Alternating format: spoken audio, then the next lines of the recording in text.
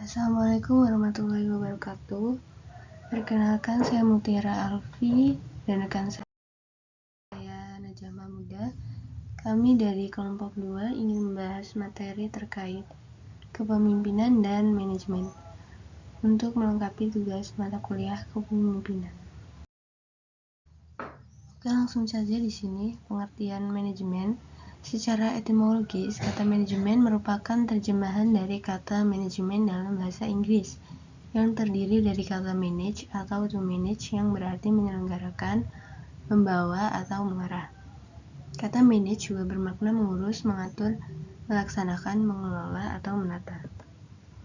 Kemudian menurut Arsyam 2020, manajemen memiliki peran yang penting di dalam sebuah penyelenggaraan organisasi yang sifatnya mutlak. Demikian halnya pendidikan di dalam dunia manajemen. Merupakan hal yang penting. Setiap lembaga pasti memerlukan manajemen dalam membangun rencana yang telah dibuat sebelumnya. Selanjutnya, manajemen menurut para ahli.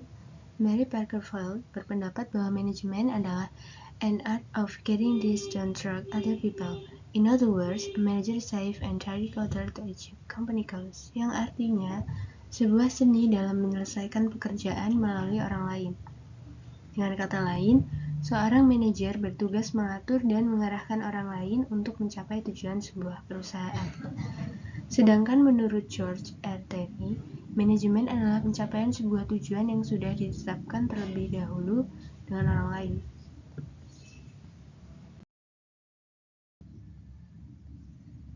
Kemudian di sini ada fungsi-fungsi manajemen menurut Fatah tahun 2012. Yang pertama, perencanaan. Fungsi perencanaan adalah sebagai pedoman pelaksanaan dan pengendalian, menentukan strategi pelaksanaan kegiatan, menentukan tujuan atau kerangka tindakan untuk mencapai tujuan tertentu. Dalam menentukan rencana harus dilakukan secara matang dengan melakukan kajian secara sistematis sesuai dengan kondisi organisasi dan kemampuan sumber daya dengan tetap mengacu pada visi dan misi organisasi. Lalu yang kedua, pengorganisasian. Fungsi pengorganisasian diartikan sebagai kegiatan membagi tugas kepada orang-orang yang terlibat dalam kerjasama untuk memudahkan pelaksanaan kerja. Pelaksanaan fungsi pengorganisasian dapat memanfaatkan struktur yang sudah dibentuk dalam organisasi. Kemudian yang tiga, penggerakan. Penggerakan adalah hubungan antara aspek-aspek individual yang ditimbulkan oleh adanya hubungan terhadap bawahan untuk dapat mengerti dan memahami pembagian pekerjaan yang efektif dan efisien.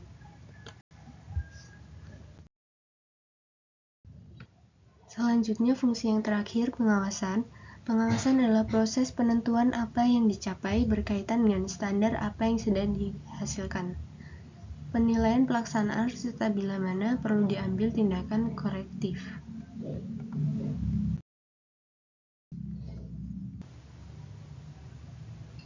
Selanjutnya adalah manajemen pendidikan. Ini ada beberapa pengertian manajemen pendidikan menurut para ahli. Pertama adalah Nawawi 1983 halaman 11 mengemukakan bahwa manajemen pendidikan adalah ilmu terapan dalam bidang pendidikan yang merupakan rangkaian kegiatan atau keseluruhan proses pengendalian usaha kerjasama sejumlah orang untuk mencapai tujuan pendidikan secara berencana dan sistematis yang diselenggarakan di lingkungan tertentu, terutama lembaga pendidikan formal. Menurut Usman 2004 halaman 8, manajemen pendidikan adalah seni dan ilmu mengelola sumber daya pendidikan untuk mewujudkan suasana belajar dan proses pembelajaran agar peserta didik secara aktif mengembangkan potensi dirinya untuk memiliki kekuatan spiritual keagamaan, pengendalian diri, kepribadian, kecerdasan, akhlak mulia, serta keterampilan yang diperlukan dirinya, masyarakat, bangsa, dan negara. Selanjutnya adalah tujuan dan manfaat manajemen pendidikan. Menurut Fatah 2012, halaman 123, tujuan dan manfaat manajemen pendidikan antara lain sebagai berikut. Yang pertama adalah terwujudnya suasana belajar dan proses pembelajaran yang aktif, inovatif, kreatif, efektif, dan menyenangkan.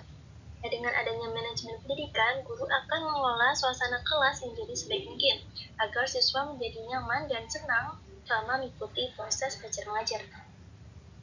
Yang kedua adalah terciptanya peserta didik yang aktif mengembangkan potensi dirinya untuk memiliki kekuatan spiritual keagamaan, pengendalian diri, kepribadian, kecerdasan, akhlak mulia, serta keterampilan yang diperlukan dirinya, masyarakat, dan negara. Yang ketiga, terpenuhinya salah satu dari 4 kompetensi tenaga pendidik dan kependidikan, yaitu tertunjangnya kompetensi profesional sebagai pendidik dan tenaga pendidikan sebagai manajerial. Yang keempat, terciptanya tujuan pendidikan secara efektif dan efisien. Ya, dengan adanya manajemen pendidikan, maka mata pembelajaran itu akan dilakukan secara terstruktur. Nah, ini akan membuat tujuan pendidikan secara efektif dan efisien itu akan tercapai. Kelima, terbekalinya tenaga kependidikan dengan teori tentang proses dan tugas administrasi pendidikan. Yang keenam, teratasinya masalah mutu pendidikan. Dan dengan adanya manajemen pendidikan, maka kualitas pendidikan itu akan meningkat di suatu lembaga pendidikan. Selanjutnya, menurut Baharudin 2010 halaman 55, ruang lingkup manajemen pendidikan antara lain sebagai berikut. Yang pertama adalah manajemen kurikulum. Kurikulum merupakan seperangkat rencana dan pengaturan mengenai tujuan, isi, dan bahan pelajaran yang digunakan sebagai pedoman penyelenggaraan kegiatan pembelajaran dalam mencapai tujuan pendidikan secara efektif dan efisien. Selanjutnya adalah manajemen personalia. Manajemen personalia adalah serangkaian kerjasama melalui dari perencanaan, pengorganisasian, penggerakan, dan pengawasan dalam bidang personalia dengan mendaya gunakan sumber daya yang ada secara efektif dan efisien sehingga semua personil sekolah itu menyumbang secara optimal bagi pencapaian tujuan pendidikan yang telah ditetapkan. Yang ketiga, manajemen peserta didik. Manajemen peserta didik merupakan upaya penataan peserta didik mulai dari masuk sampai dengan mereka lulus, dengan cara memberikan layanan sebaik mungkin pada peserta didik. Yang keempat, manajemen sarana dan prasarana.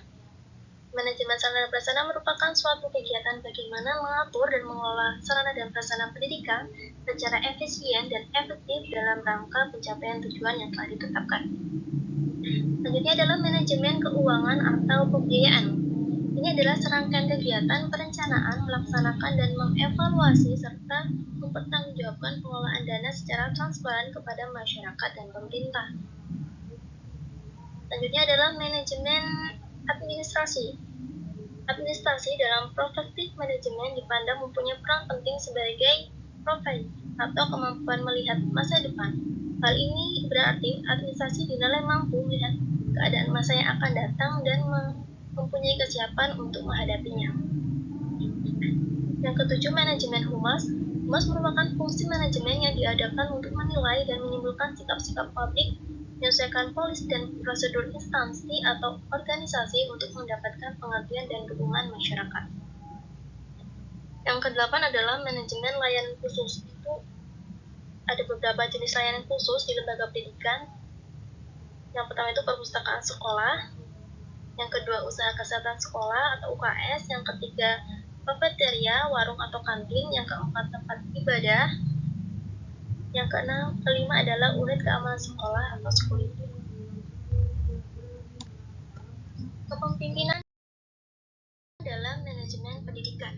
Di negara kita, model sekolah efektif secara kebijakan maupun praktiknya terwadari dalam program manajemen peningkatan mutu berbasis sekolah atau MPMBS Dinas 2002 halaman 14.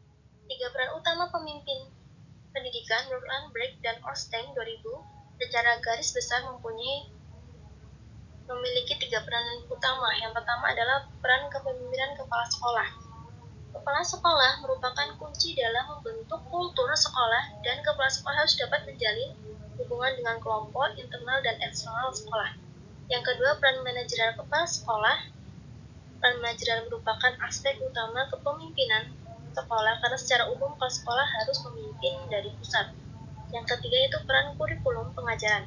kepala sekolah, bidang kurikulum pengajaran hendaknya menjadi prioritas kerja utama kepala sekolah sehingga dapat meningkatkan mutu pendidikan di sekolah.